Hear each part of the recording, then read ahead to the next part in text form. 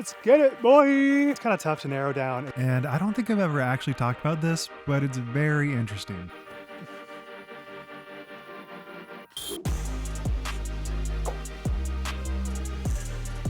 I thought I would do something a little bit different today. I've been creating disc golf content for coming up on 4 years now, and I thought it'd be a good time to talk about 5 things I'd never really expected to happen in disc golf. So for this video, I'm going to be blending a little bit of IRL content, a little bit of voiceover, a little bit of pro footage, and some overall thoughts filming these touring players and providing some insight that you may not know about by just watching coverage. So with that, let's get into it.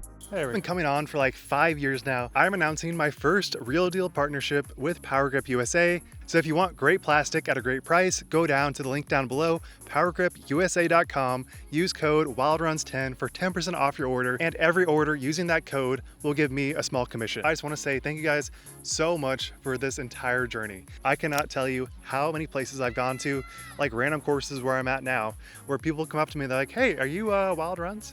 It just makes me feel so very grateful that I'm able to be in this position, and it has certainly not been easy. There are so many nights where I'm up until like 3 a.m. working on an edit and hoping that I can get it done in time. And so I asked you guys, if you could support me, go down to that link, powergripusa.com, use code WildRuns10. And I don't think I've ever actually talked about this, but it's very interesting. And that is the general notion that not all pros are the same. Like intuitively that makes sense, but week after week, looking at these pros, even filming these pros, there are so many differences you can notice by every single player's attitude, their mindset, and it really goes to show that there's so many different levels of being on tour. Early on, you could only go on tour if you were like the top 10, maybe top 20, but now it is so much wider, and we have so many different levels of sponsorship, whether that be a disc company, open bag sponsorships, media sponsorships, the list is endless. But with that said, to be kind of blunt, there are some players that just kind of phone it in, and you can tell that they don't really care about disc golf anymore. They're basically just good enough to be on tour, and they like the touring life and don't want to give it up, so they basically aren't really pushing to become better. They're just kind of there. And I definitely will not name names, but there are players that I see and I'm just like, man, you could be like top 5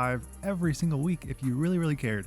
But at least my perception is they put in minimal effort and they just have so much raw talent that they're able to continue on tour and can actually finish some rounds with like 3 under, even with minimal levels of focus the entire round. And then on the flip side of that, there are people that care so much that it actually holds them back, and it is super evident when you see it in real life. And at least my perception is people like Kyle Klein have the cleanest form. They just have effortless distance, truly almost no flaws in their entire game. But the thing that holds them back, at least in my perspective, is that they care almost too much. They let the stress affect their game, which is very hard to not do, obviously. It takes many years to not let the stress affect your game, but it's just crazy to watch these players that are just flawless on their execution, but just fumble on shots that, you know, if they had like 10 tries, they'd make it like 9 out of 10 times, and they just missed this one time because of stress. And then the alternative of that is players like Niklas and Gannon that just thrive on that level of stress. No matter what tournament it is, they just love having to execute a shot. I feel like I never will have this in my entire life, but watching it in real life, it is so cool. And it really is what sets them apart from the rest. 936,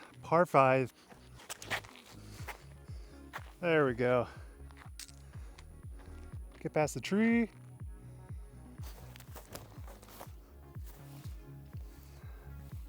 That's a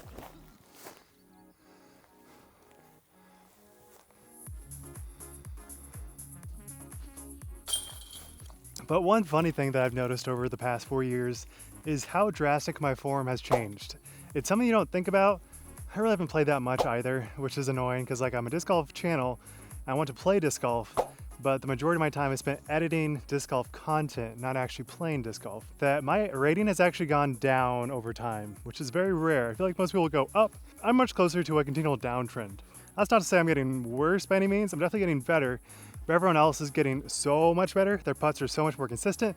Forehands are pretty much everywhere. So it's tough. It's tough to not get down on yourself. I'll squeeze in an hour or two every couple of days.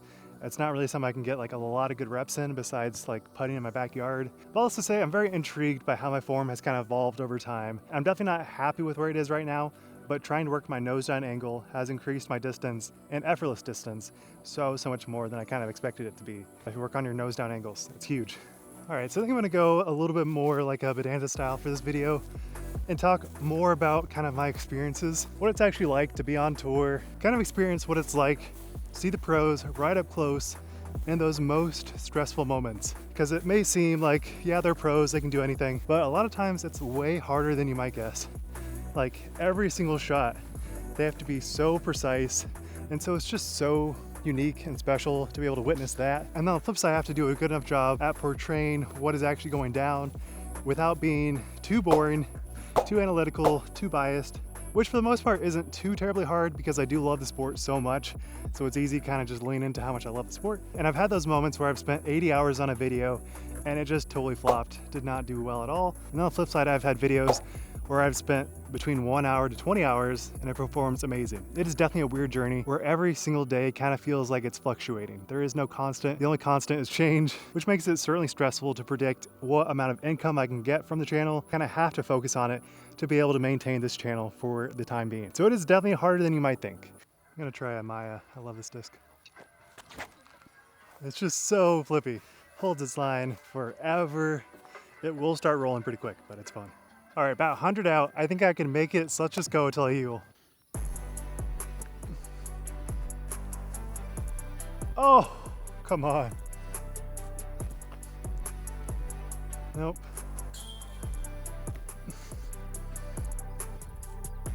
Oh.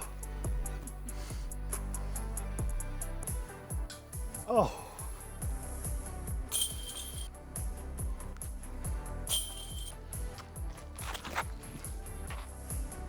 There we go. Let's go. That's like my full range, but we got it. Almost 1,100 feet, par 6. Keep going, keep going. Got around it. All right, definitely have at least 650 to go. Come on, get left of the trees. I think that's good. All right, still looking like 400 to go. But if I can hit this, I'll be making great progress. Come on, get past that tree. Oh yeah, not the cleanest form, but we hit it. Only 120 from the pin. Come on, skip up. And with that, I think we're parked for birdie. Let's go. It says par 6 on the sign, so we're taking that. Par 6 birdie. And as always, people are always like, what was like the most cool thing you did on tour? Obviously, besides the Simon and the Niklas collabs, which were like so insane. It's kind of tough to narrow down exactly what was like the best. Wow, there's a butterfly on my camera. I think it's probably going to the practice days where you can just see these pros absolutely shred without any degree of stress. They're just letting it rip, having like the most pure form. Even when they shank, it's like circle 2 and it's like, oh my goodness, they're so pissed. But just seeing what the true skill gap is, it is insane. There is nothing that even comes close on my rounds. Sure, a birdie on an 1,100 foot hole is like cool, but these people can probably get to that basket in like 2 shots. So it just goes to show that the amount of distance that these pros have is just unmatched. And so it really just feels like an unattainable level. This is very attainable, 250. Come on, get left. I think that's within circle. The butterfly is still in my lens. There we go. And the big question is, where do I go from here? And obviously getting more sponsors is kind of crucial to maintaining this channel. So definitely have to work really hard on doing that. It is not easy. So I cannot understate how grateful I am for every one of you guys' support. So with that said, for future videos, I'm going to be really pushing for pro interviews. I think that is just the most interesting thing going on right now. And it's not like, oh, how was your shot on 11? It's more so like, are you happy? Are you feeling content about the tour? What's been like the most treacherous part of your journey? Have you ever thought about quitting? All of these much more deep level questions that nobody's really answering. And I think it is just so interesting to hear these answers. And along with that, I definitely want to interview Brian Earhart. I've been speaking to him a lot on these tour events, but getting some quality sit down time with him would be just so cool. But all in all, I think these pros have so much more deep level conversations to be had that just nobody's doing because they're not making the effort to do it. But I think there is so much value in that. But on the other end, I also want to make a lot more collaborative videos, not just with creators, but for like my local courses. I want to do competitions. I did a CTP challenge like 2 years ago, which I bet none of you guys remember, but I want to do a lot more stuff like that, bringing in my community into this channel, because I think that is so interesting as well. And I would say nobody's really doing that besides this guy who you should definitely subscribe to. He's awesome. Been on some sign videos recently. RPM represent. Come on, get around it. Gotta get it up there, maybe 250. All right, gonna go turn over Mako 3. Oh, way too turned. Let's get it, boy! Oh. Alright, sometimes just not meant to go in. Let's just try to do a spin putt, see if we can get there. Just gotta throw it straight, place closer to 400. Oh, sneakiest of lines. Oh, that was lucky. Yeah, definitely a little further than I would like, but we can still hit it. Change just don't like me. Sometimes disc golf is so annoying. Nice little short hole, just about 250.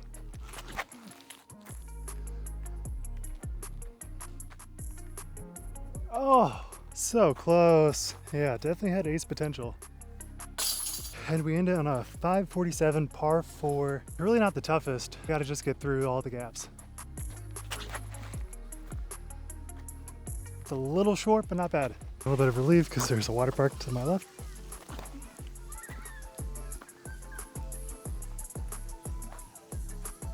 All right, let's end it on a birdie. And with that, that concludes this 95-degree round. I feel like garbage, but with that, be sure to support me at powergripusa.com. Promo code WildRuns10 for 10% off. It would really mean the world to me if you do check it out. But with that, thank you guys for watching. Wild Runs signing out. Peace.